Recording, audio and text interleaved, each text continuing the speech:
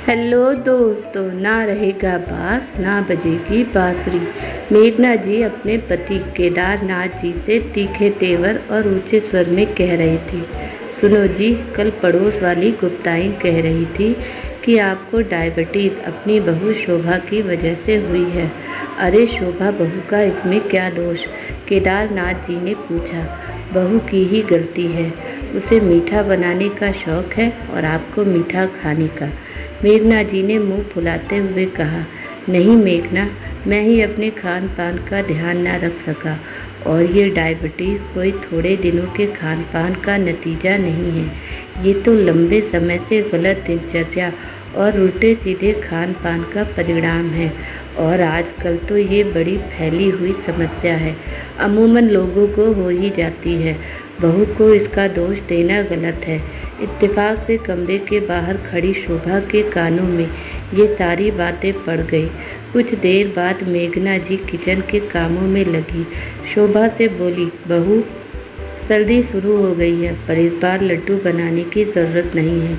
तुम हर बार तरह तरह के लड्डू बना के रख देती हो।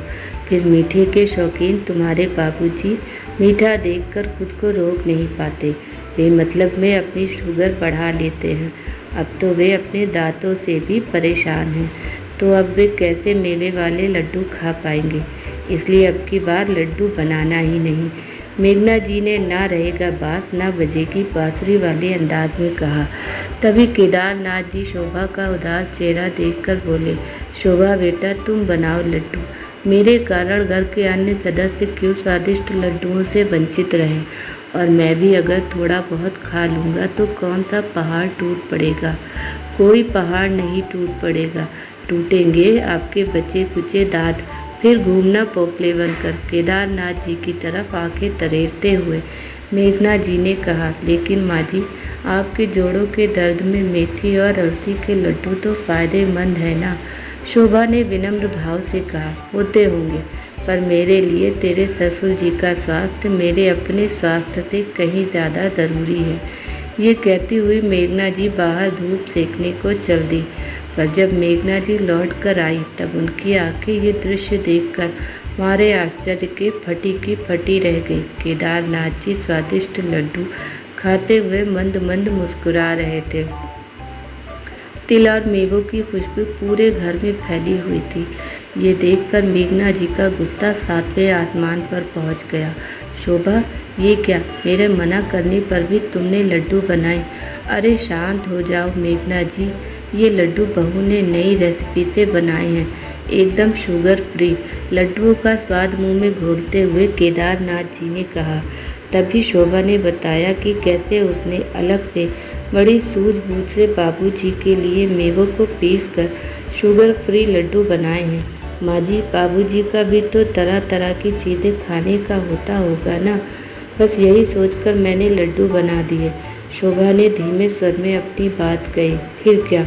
मेघना जी अपनी बहू की समझदारी की मुरीद हो गई और हर तरह का एक एक लड्डू लेकर बाहर को चल दी। कहाँ जा रही हो भाग्यवान? केदारनाथ जी ने पूछा।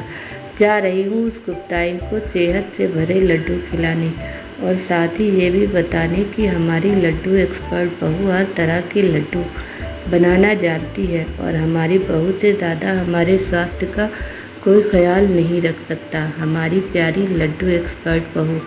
प्रेम भाव से मेघना जी ने शोभा की ओर देखा, और मुस्कुराते हुए मेघना जी गुप्ताइन के घर चली गई। आपको ये कहानी कैसी लगी?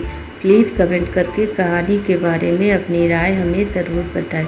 अगर आपको ये कहानी पसंद आई हो तो अपने दोस्तों के साथ शेयर करें, और ऐसी ही कहानियाँ सुनने के लिए हमारे चैनल से जुड़े। Thanks for watching. Please subscribe my channel and hit the bell button. Bye bye.